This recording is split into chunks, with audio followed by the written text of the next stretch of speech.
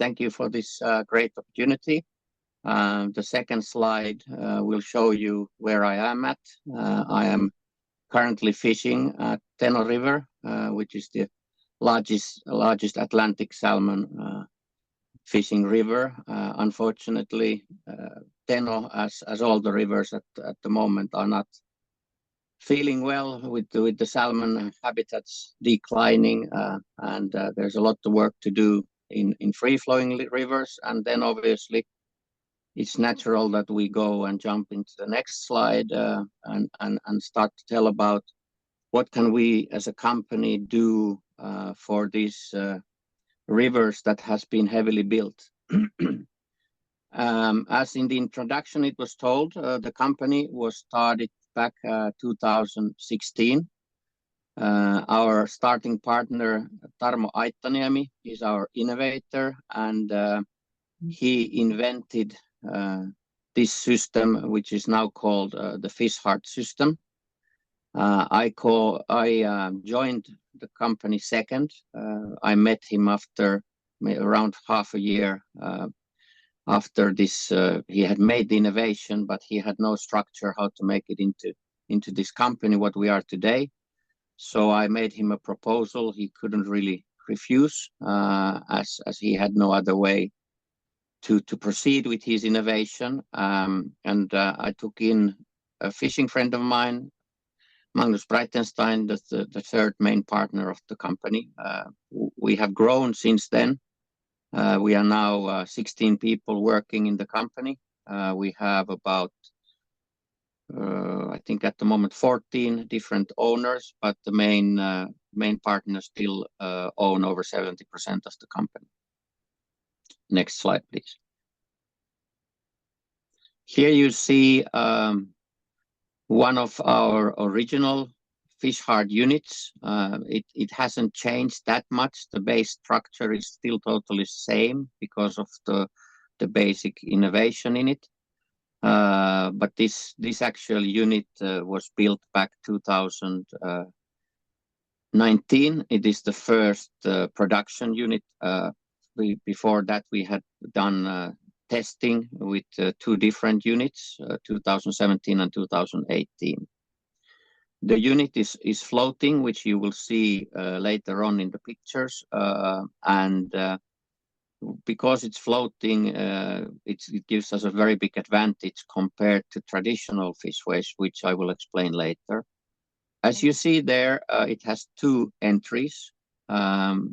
Those white entries there are where the fish are freely swimming in. And when the unit is operational, when there is a lot of fish, one side is always closed and fish are using the fishway, i.e. going over the dam inside a tube pipeline, and the other side is open. The structure is normally acid-proven steel or stainless steel, and the unit combines of 6 valves. There's entry valves, there's exit valves, there's valves where we change the direction of the flow. Then we have these pipelines start as metal, but then they change to acrylic. They are see-through, so the fish, when they are swimming in, they don't realize they are swimming into a pipeline. They are just swimming against the current because we have a traction flow coming from inside the tubes. At the acrylic pipelines, we have multiple camera systems where we use to analyze the fish. We use 4 different kinds of attraction flows, which one comes from the top. It's called the surface flow. Then we have one in the middle, not with this unit, but on the later unit, it comes between these entries. And then we have actual attraction flows coming from inside the tubes. We're running currently 4 models, but we can produce all kinds of different sizes of Fish Heart units depending on the depth and need and the place where we are. The capacity has been calculated by Alden Laboratories in USA. We did a test there, and with group fish like herring or shad, or other big group fish where there is, let's say, millions of fish, the fish heart system is capable of being open for up to 100,000 fish per day. Next one, please. Then we have the satellite unit, which is 50% of fish heart unit. We use this in case of very wide rivers or when there's a lot of fish. Then and we need to get the fish. Everybody understands we need to get the fish over the dam quickly, because normally there is, with migrating fish especially, there's a lot of dams, and the fish must get over the dams to the migration area to spawn. And if they are spending like weeks of time in front of each dam, they just don't make it. So when we link the satellite unit, or we could have 2 satellite units in a very wide river and a fish heart unit, then it means that we have 4 entries into the fishway. So and then we link them all together with the same AI and with the same pipeline. Also, we can use this separately on smaller rivers on its own when there's not so much fish. And it can also be used as an extra entry, entry for an existing fish ladder which doesn't work well. Unfortunately, we know that there's quite a lot of these existent in the world. Next, please. And we also have what is called the trout heart unit. This is meant for smaller rivers with fish up to 10 kilos. It uses exactly the same technology as the fish heart. Then next one, please.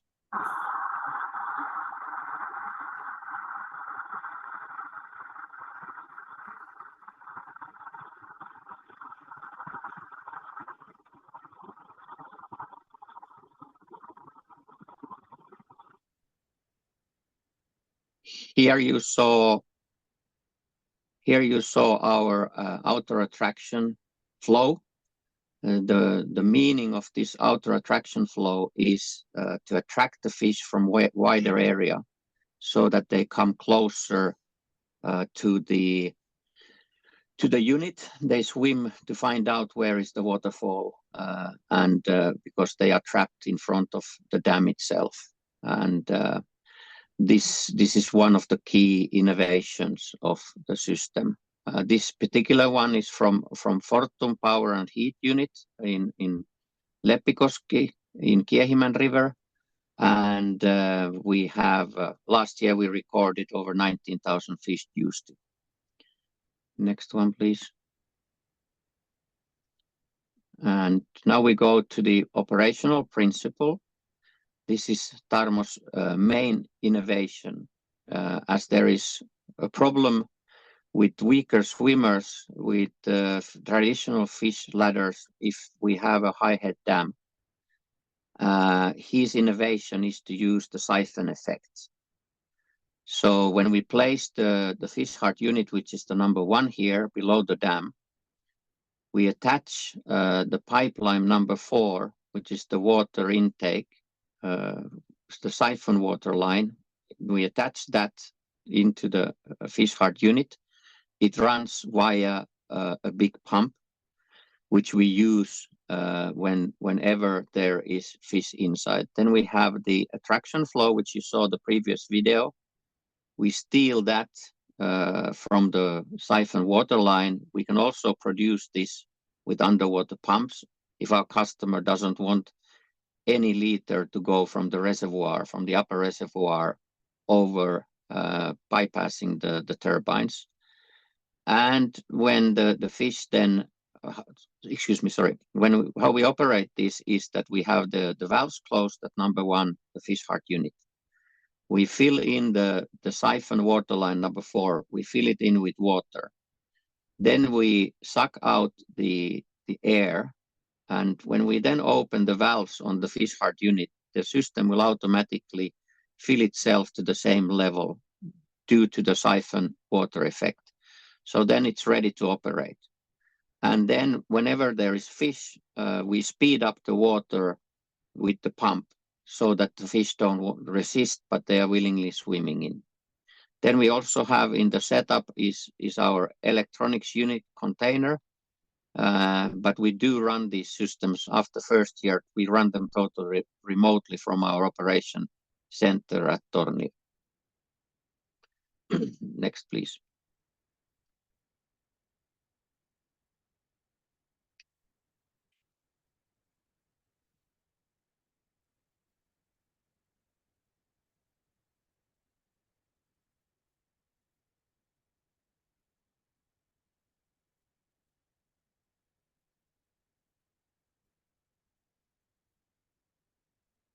Okay, so when fish are approaching a dam, this is the key point if a fishway is successful or not.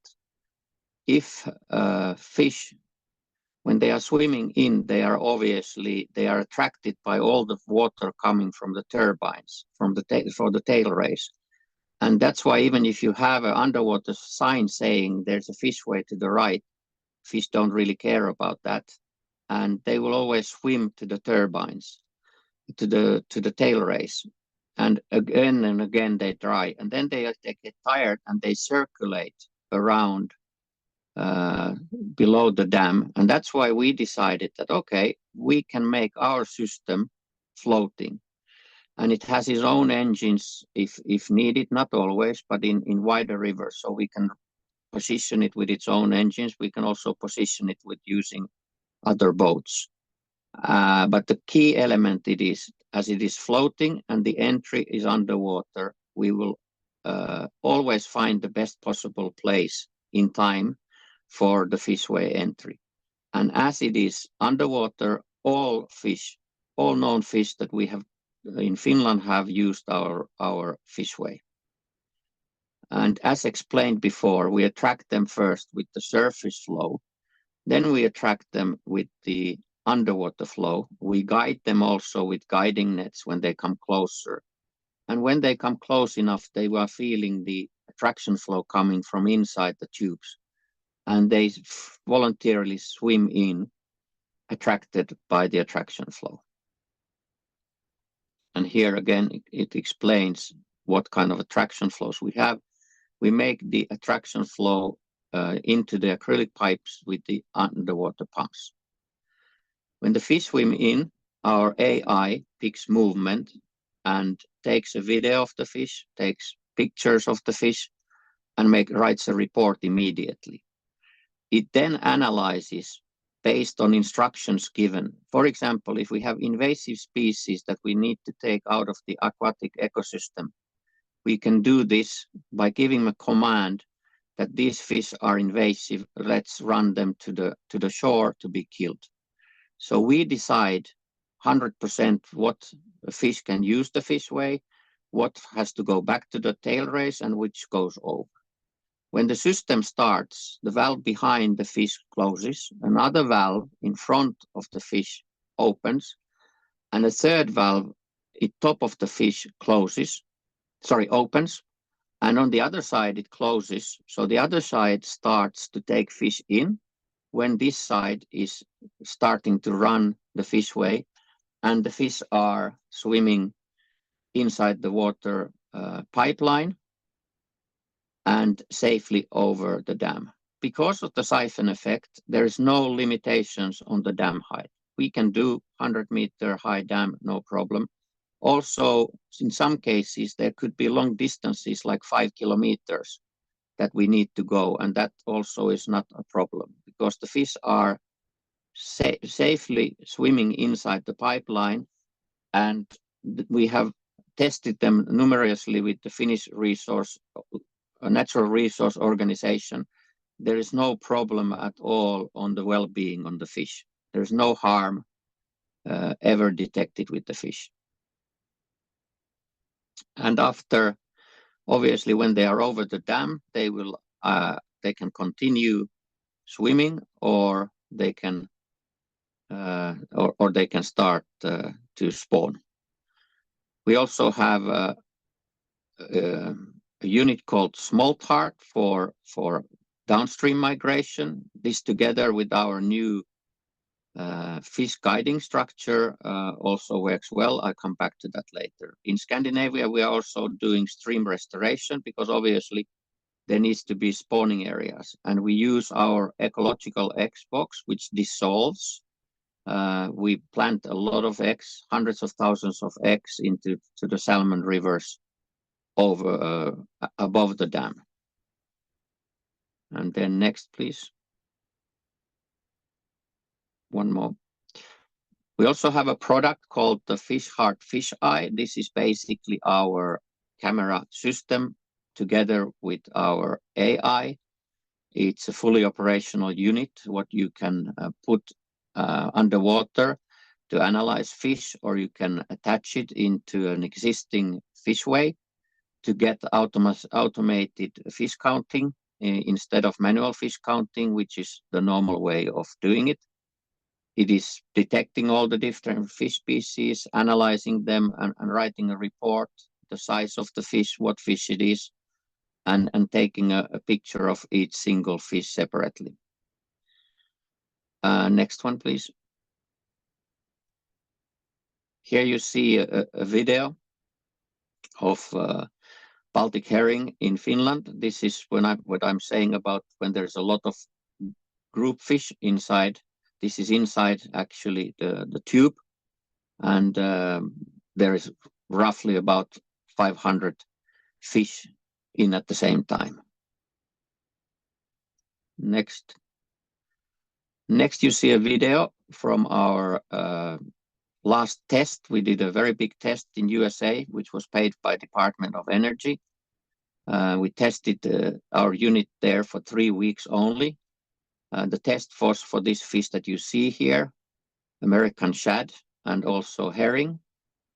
We had, during the 3-week test, we had 16 different species. We had, for example, gar, which you will see later on, which has never used a fish passage. And we also have huge catfish, which you see here. The only negative thing was that we drove all the fish into a container, and when the catfish was there together with the herring, they ate most of the herring before there was a laboratory people from Verdantas and PNNL, which analyzed all the fish well-being. This is the gar. They analyzed the fish well-being, and they realized that, hey, there is missing some fish compared from sorry, I got a message. There is they was missing herring compared to the data what we had, the amount of fish what we had. And then we realized that it must be the catfish that have ate some of the herring whilst inside a fish tank. So we drove them into a fish tank so the well-being could be analyzed. They kept the fish in then separate tanks for 2 days. And again, all the fish were in mint condition.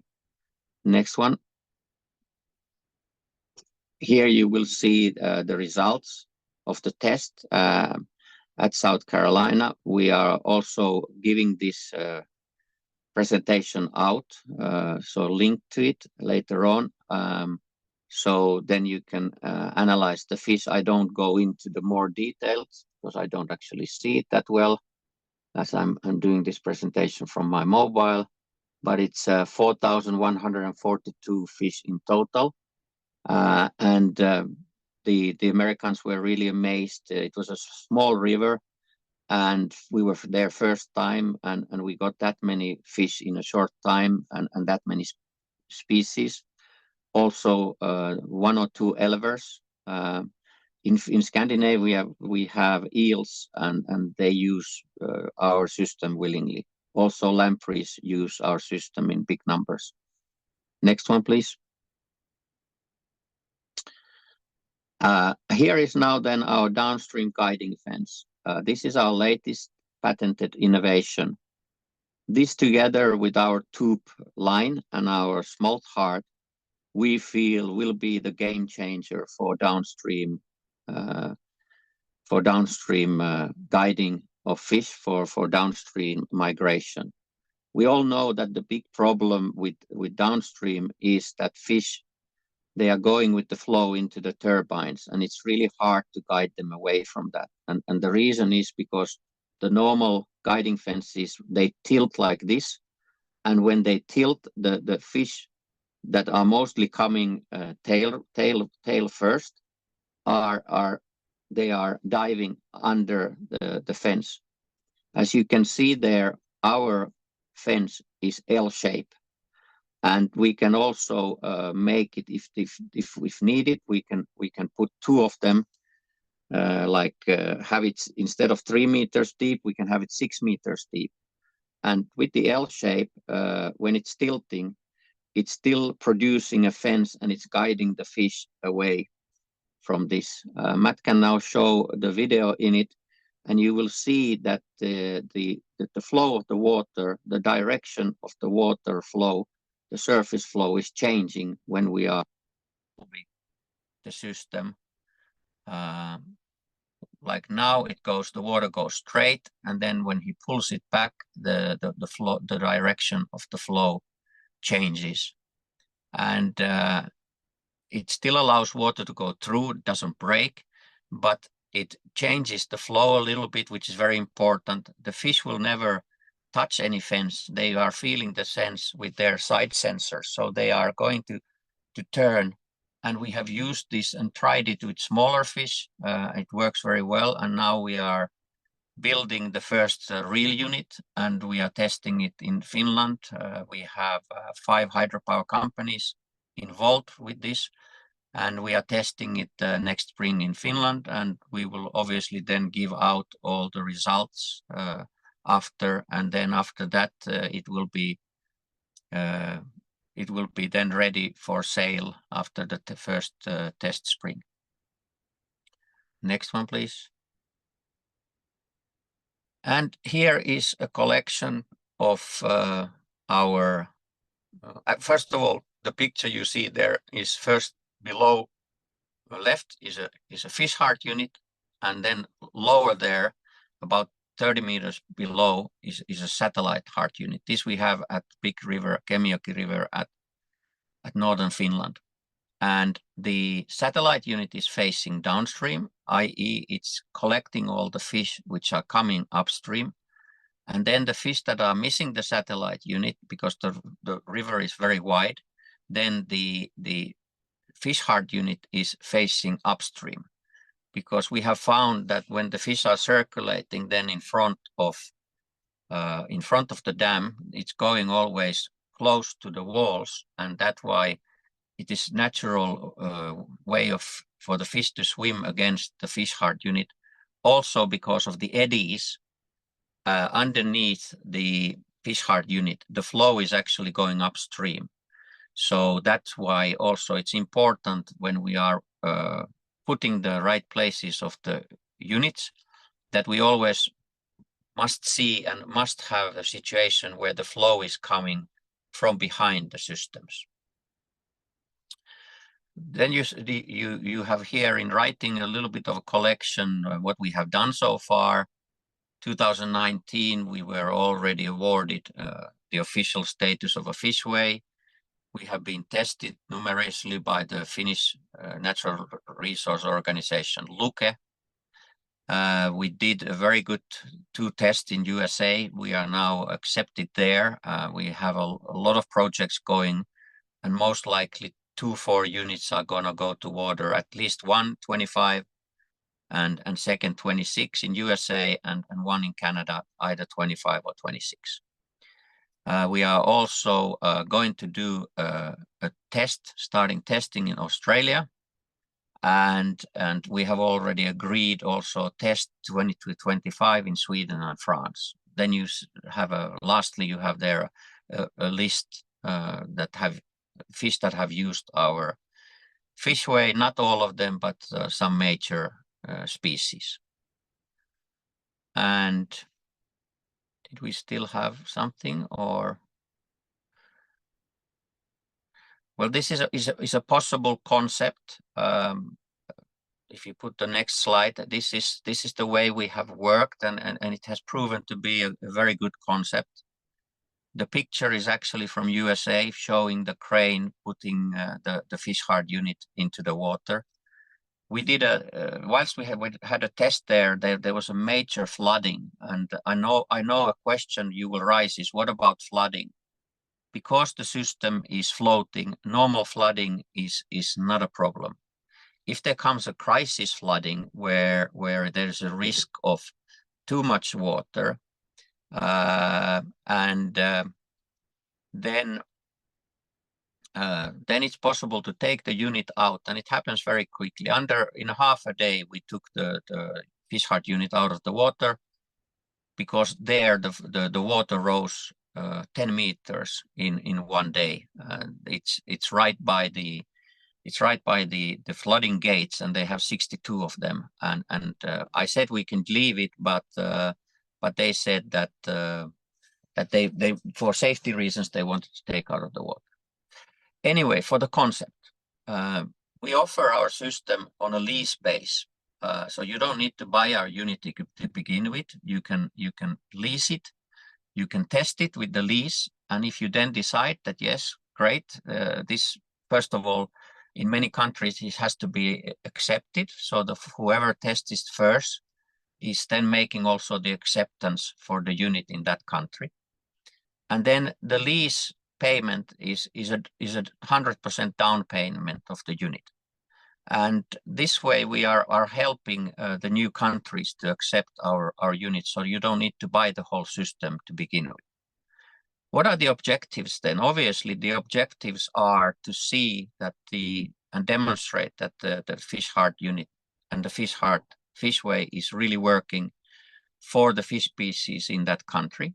It also gives us a chance to set up, to test, to analyze, because in new place, of course, we don't get it 100% right on a first day, not even the first month.